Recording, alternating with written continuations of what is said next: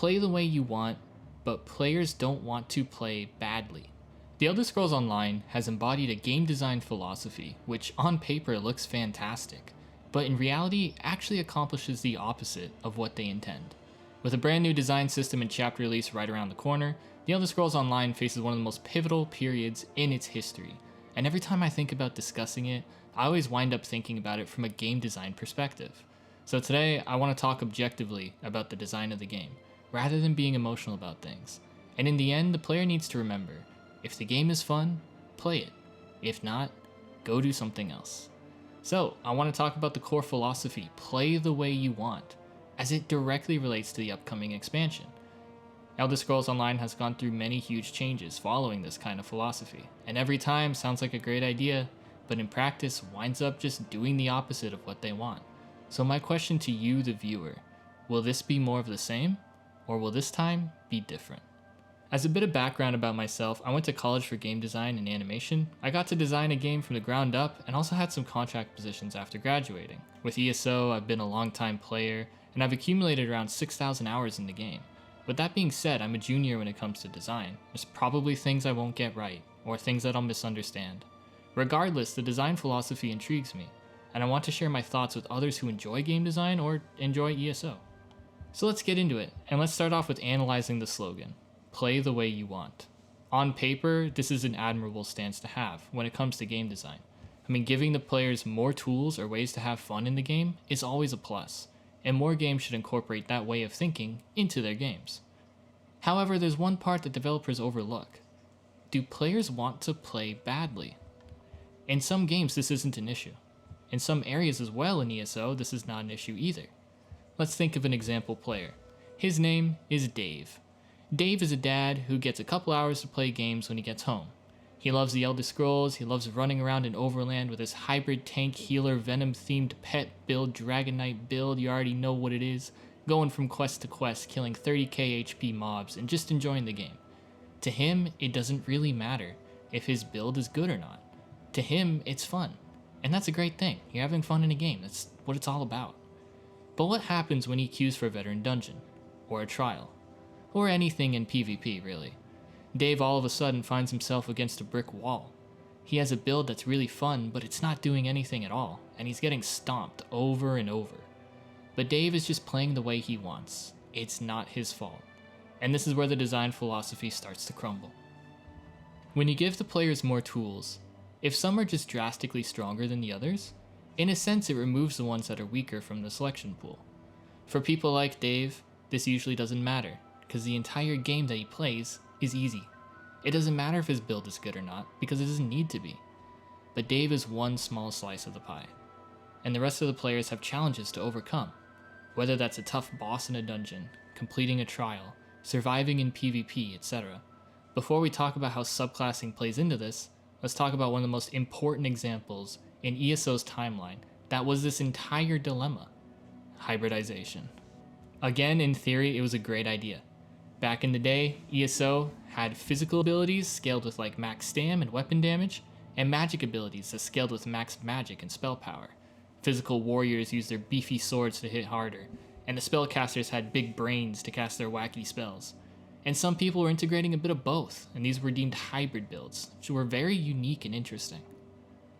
ESO then decided to release an update, under the philosophy of play the way you want, which was meant to add more tools to each class, but instead stripped away meaningful choices. Hybridization made it so that it didn't matter if you were using a weapon damage or spell damage, whichever was higher determined how much damage your abilities did. Magic or stamina, doesn't matter. On paper, this is great. Now players can slot more choices and make more interesting builds, but it wound up doing the opposite, because in most cases one morph was strictly better than another. There was no reason to choose the other, and the best example was Nightblade. Nightblades had an ability called Bow Proc, and the whole point of the ability is to hit as hard as possible in 1 second. You could either choose the Stamina morph, which did disease damage, or you could choose the Magicka morph, which straight up just said, does more damage flat out. The whole point of the ability is to do as much damage as possible, so why would a player ever choose the weaker version? Now multiply that decision by every ability in the game, and you can see how by adding more choices, they instead took them away. To ESO's credit, they eventually did balance it so that the stem morph actually gave more damage stacks to the player, so eventually there was a meaningful choice, but it took literally years. And for players like Dave, like, this kind of choice doesn't matter. Oh, I like this one because it's blue. Like, and for him, it's great because he just has more things to choose from and he can just mess around and do whatever he wants. But for the rest of the players who are overcoming challenges, instead of having more ways to overcome the challenge like the original intent, instead it came down to, do you have the most appropriate tool for the job? And don't get me wrong as well, hybridization is a great idea. I'm talking bad about it now, but imagine a case where the balance was done correctly. Imagine if, for instance, in that Nightblade scenario when it released, if the physical bow proc maybe had a damage over time on it, or a longer cast time for a bigger payoff in damage.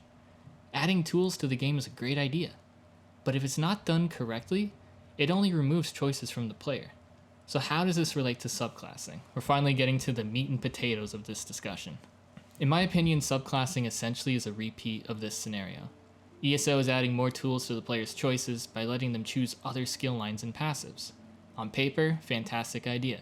For people like Dave, it's only a win-win scenario.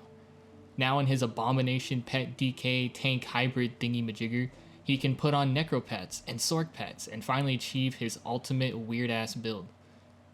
But what about the rest of the players? And to be honest, subclassing is more intricate than hybridization.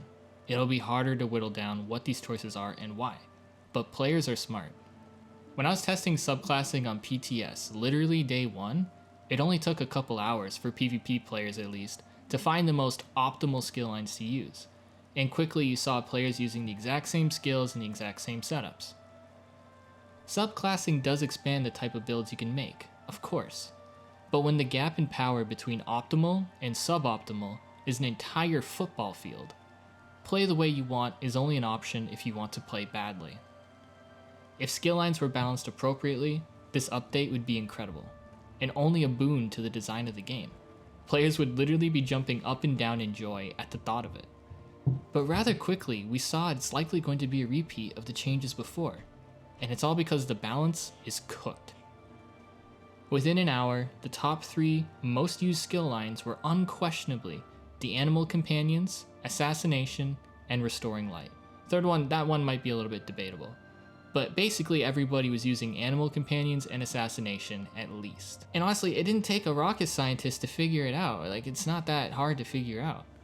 And like, even if you don't want to make a PvP build or a dueling build, some of the DPS lines or the tanking lines or the healing lines are just strictly better than the other ones. Sure, you can make a roleplay build and enjoy a new playstyle, and for the Daves of ESO, they have so many new playstyles and content to enjoy, and I'm almost envious. But for the people in any sort of like competitive or challenging environment, the selections start to whittle down and become more limited.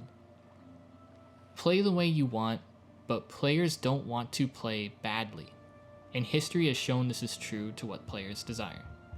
So from a design perspective, this philosophy is a good idea. And honestly, like, if it was implemented a lot better, I think ESO would be in a much better state. But it's constantly held back by improper implementation. If the Elder Scrolls Online can properly balance the subclassing skill line choices, this could be the best update ever implemented. No questions about it. I'm not going to say that they'll never balance it either, but I also won't say they 100% will. My personal prediction, however, according to the history and the past changes like this, is it'll take a long time for changes to be implemented that will actually affect the balance. It will be an unbalanced mess for a good 6 months to a year.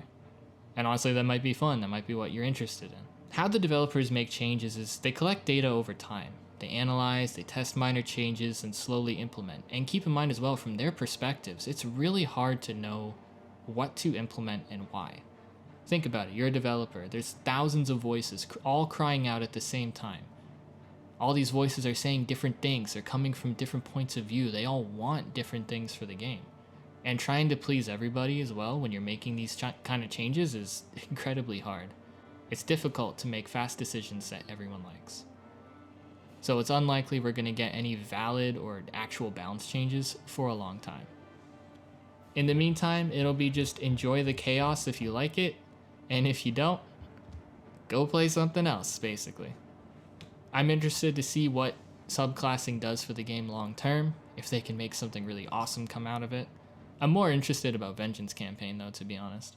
So yeah, that's my take on subclassing. I know it turned into like a whole rant about game design and different things in general.